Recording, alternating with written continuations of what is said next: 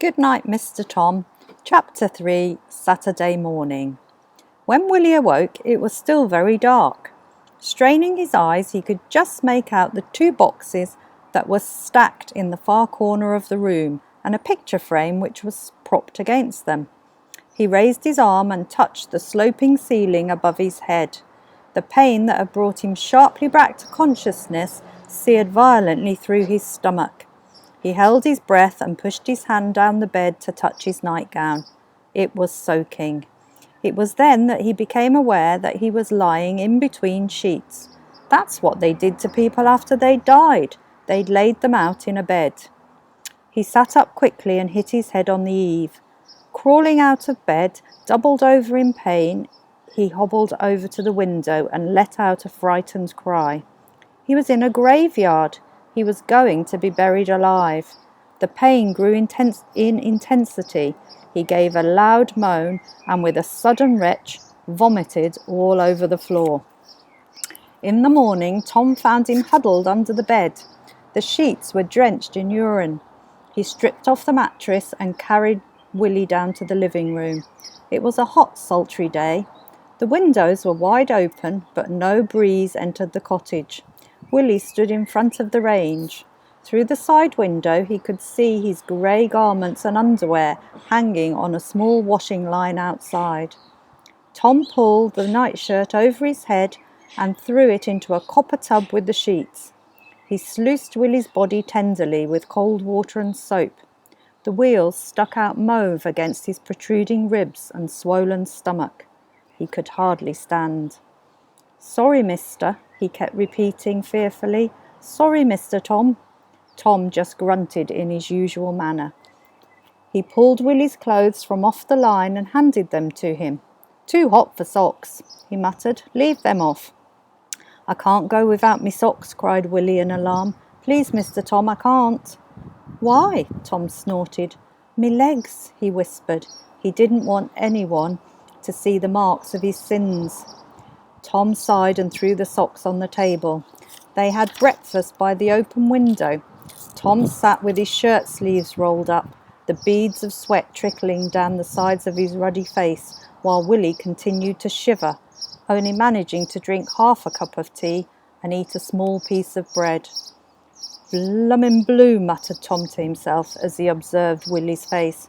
He cleared the breakfast things and left him with the small address postcard that he had been provided with to write a message for his mother. Willie sat dejectedly at the table and watched Tom drag his small mattress past the window. He could hear him scrubbing away at it.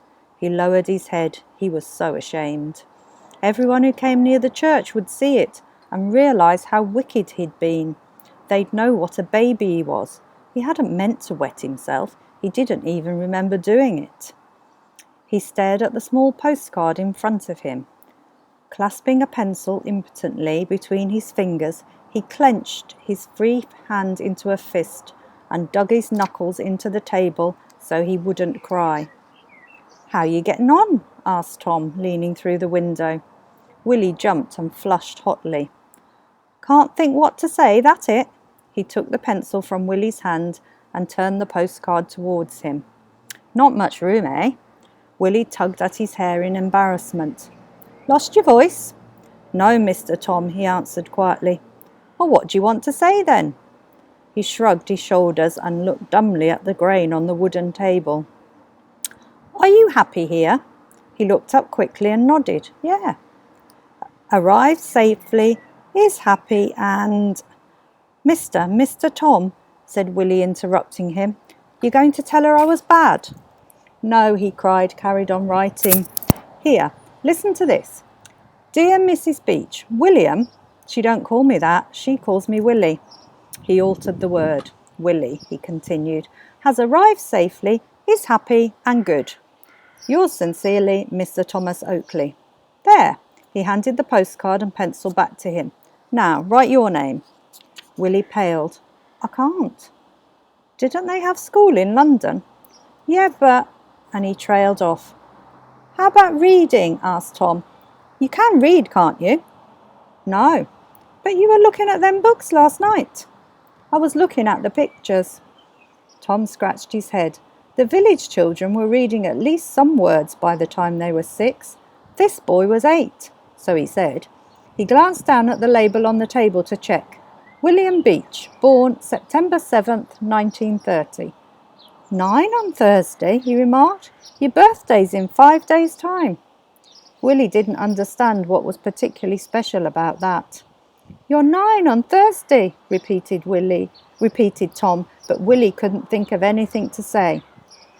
Anyways, he continued, about this here schooling. Didn't your teacher help you?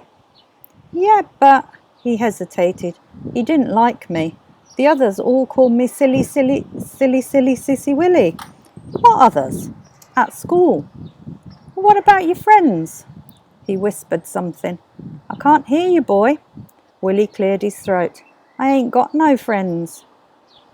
Tom gave a snort and signed the postcard. He noticed Willie looking at the black box on the stool. Bloomin' heat, he grumbled, wiping his forehead with a handkerchief. Pick up that box, William, and bring it over here. Willie did so and placed it carefully on the table. Lift the lid, then. Willie stared at it. Go on, cloth ears, open it.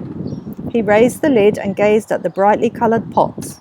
Paints? He inquired. Tom grunted in the affirmative. Bit old, but the pots'll do. You paint? Willie's face fell. He longed to paint.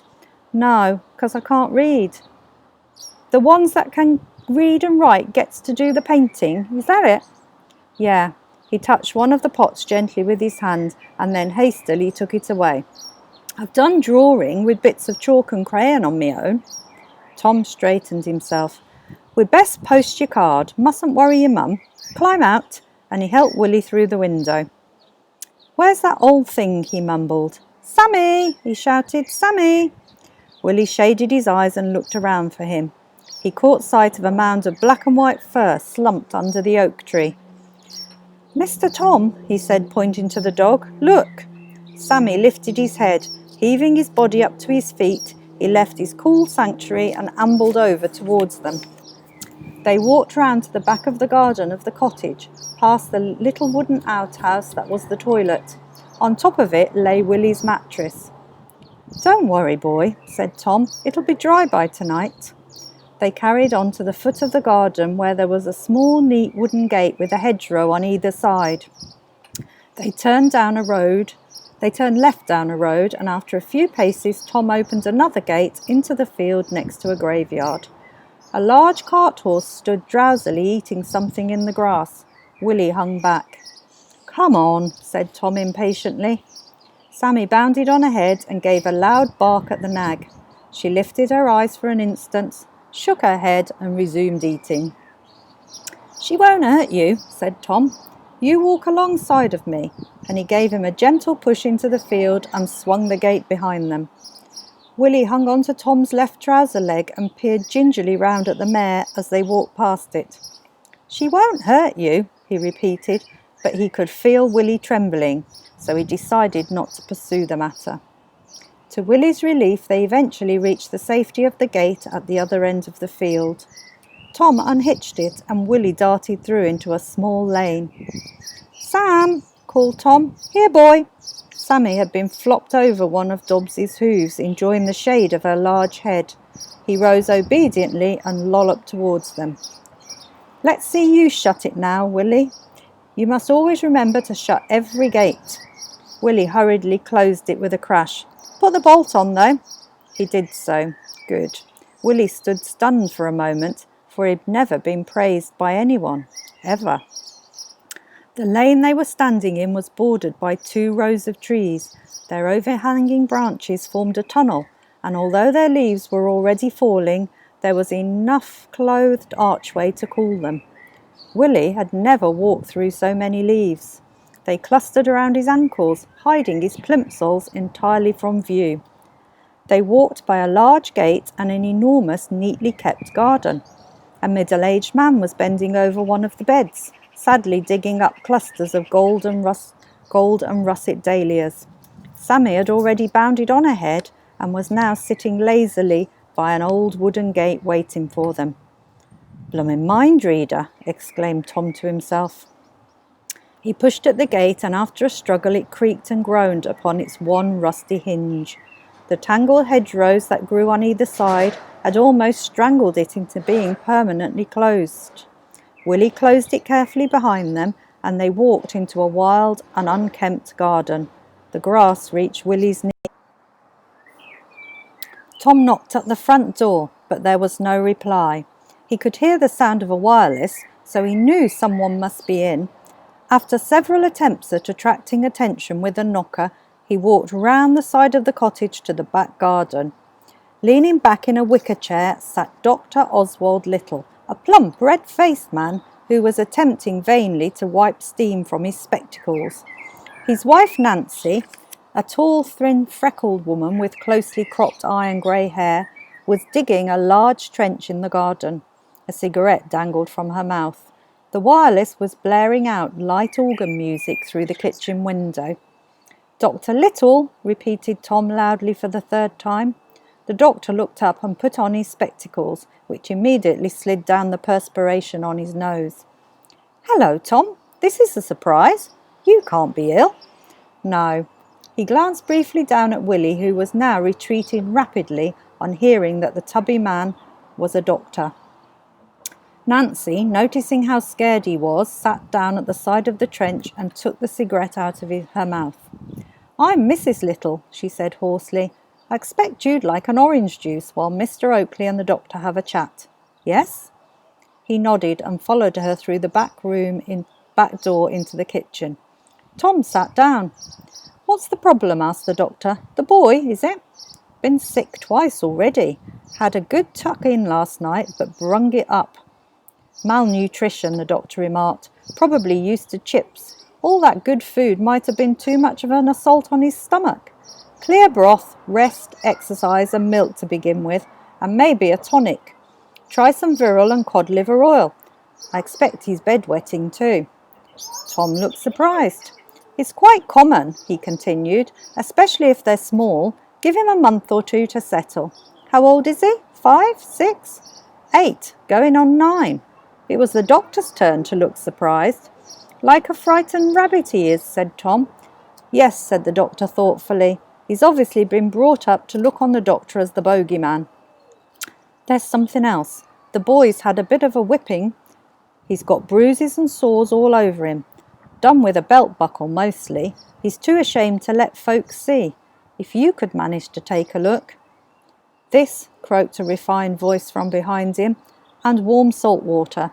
It was Mrs. Little. She was standing with a tray of cool drinks, and she placed a bottle of witch hazel by his feet. "We've exchanged battle scars," she said. "I noticed his before we went indoors. I've given him a couple of garters for his socks. You'd have thought I'd given him the moon." "The children in Little Weirwold have been quite spoilt, it seems," commented the doctor. "I was up at the Grange last night treating ingrowing toenails. There are 2 large families up there, 19 children in all. Nancy and the maid had to delouse half of them. Bag of bones, aren't they, dear?" Nancy nodded. "Thank you for your advice," said Tom, standing up. "I won't keep you from your work any longer." Mrs. Little gave a loud laugh which deteriorated into a spasm of coughing. She took another drag of her cigarette. "I'm the one that's doing the work," she exclaimed. "Well, I am supposed to be semi-retired," protested the doctor lightly. "Anyway, it's too hot to be digging." Nancy shrugged helplessly at Tom. Is it for an air raid shelter?" he inquired. "Yes, when those bombs start falling, he'll be the first to dive in." "If there are any, I shall remain in bed," retorted the doctor, wiping the sweat through the only 2 remaining tufts of white hair above his ears. "I might as well die in comfort. Don't you agree, Tom?" Tom had until now pooh-poohed the whole idea of building a shelter. After all, they were in the country, but with the extra responsibilities of Willie living with him, "There's the boy to think of," he said. He picked up the witch hazel. "How much do I owe you?" "On the house," said Nancy. Tom called Willie and Sam. After another battle with the gate, they carried on to the end of the lane and walked onto the road and into the sunlight. Willie was perspiring heavily. Tom touched his cheek and found it was cold. They passed a small red brick house with a tiled roof. It had a playground and was backed by a field. "That's your school, William." Willie glanced at the row of pot plants on the windowsills. The school was quite unlike the dark grey building he'd attended in London.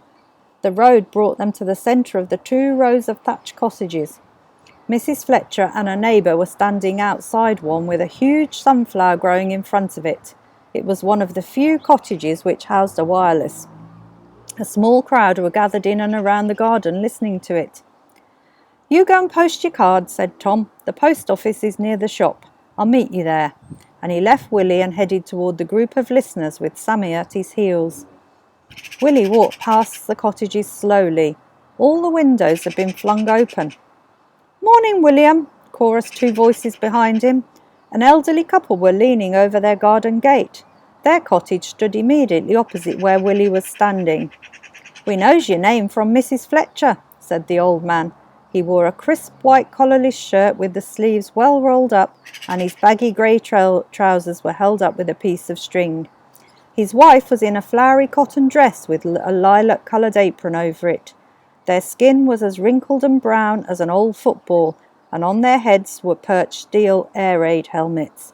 Both carried gas masks over their shoulders.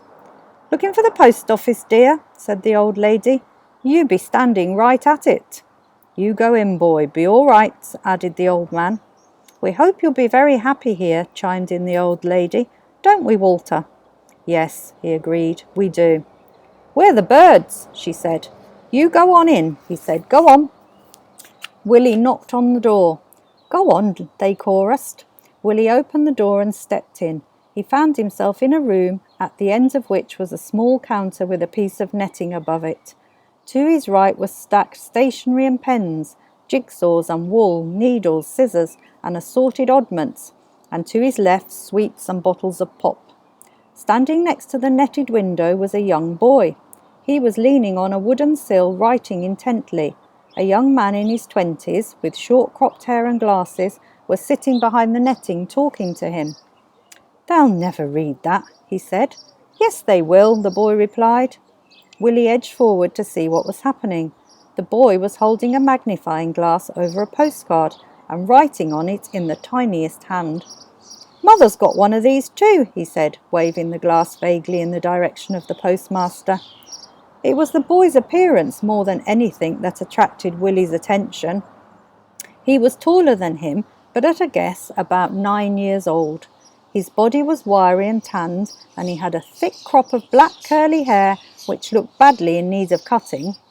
All he wore was a baggy pair of red corduroy shorts held up by braces, and a pair of battered leather sandals. Several coloured patches were sewn neatly around the edge of his pants. Apart from these, his back and his legs were completely bare. Willie could not take his eyes off him. "Can I help you, son?" said the postmaster. Willie blushed and slid his card across the counter. The man glanced down at it. "Ah, staying with Mr. Oakley, eh? You'll have to watch your P's and Q's there." Did everyone know that he couldn't read? He glanced across at the strange boy again. His nose was practically touching the card, he was so close to it. He smacked his lips. With a flourish, he drew a line at the bottom, screwed on the top of his fountain pen, and hooked it into a buckle in his braces. "Have you a blotter, sir?" The postmaster slid a piece over to him.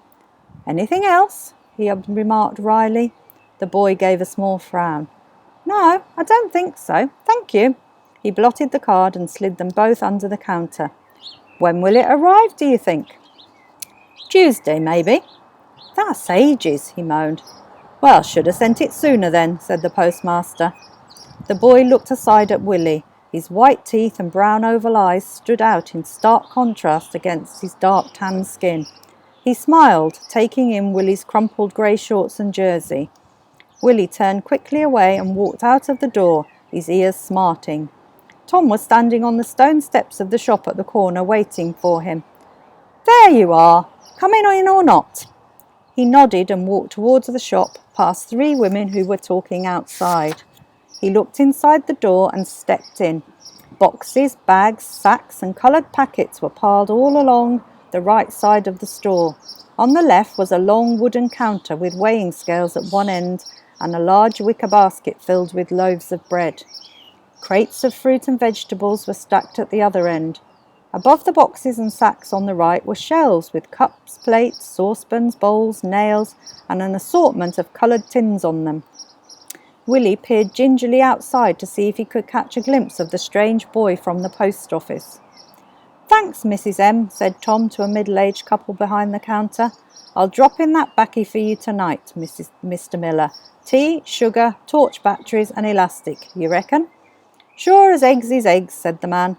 He caught sight of Willie standing by the sack of flour. "Here, what you want?" he cried angrily. "Eh?" "Don't be too harsh," said his wife. "Be soft with this London lot and they'll take you for a ride. I had cigarettes, chocolate, fruit and all sorts stolen when we had the last batch of kids come in." Willie blushed and backed into the sack. "The boy's with me," said Tom. "Oh," said Mr. Miller, taken aback. "Oh, sorry, Mr. Oakley, that's different then." "William, come over here and meet Mr. and Mrs. Miller." "Pleased to meet you, my dear," said Mrs. Miller, who was endowed with so many rolls of fat that her stomach almost prevented her from reaching the counter. She leaned over. Taking hold of Willie's hand in her soft pudgy one, she shook it. Mr. Miller, a short, stocky man with thinning mouse-coloured hair, leaned over and did the same. As Tom and Willie were leaving, Mrs. Miller lumbered towards them, polishing a large apple on her apron.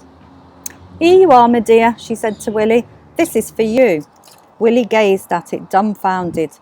"Go on, take it, boy, and say thank you to Mrs. M." "Thank you," he whispered. They left the shop and headed back along the road, Sammy crawling miserably along behind them. They were outside Mrs. Fletcher's cottage when someone began shouting at them. "Mr. Oakley! Mr. Oakley!" A short, ancient gentleman with a droopy moustache was running towards them. He was wearing an ARP uniform. "That's Charlie Ruddles," muttered Tom. "He thinks he's going to win the war." The old man came puffing up to them. "Where's your gas masks then? You'll be in trouble if you don't carry one. Don't you know war's going to be declared any second?" And he waved at Willie. "He should have one too." All right," said Tom, and continued to walk up the road with Charlie still shouting after them. "You'll wake up one of these mornings and find yourself gassed to death," he yelled. "All right," shouted Tom back over his shoulder. "I said I'll get one." They walked past the cottage with the sunflower. People were still standing outside, talking intently. Willie stared at them, puzzled. Why did they appear so anxious? "Come on, William," called Tom sharply. "Don't dither. We's got to get into town."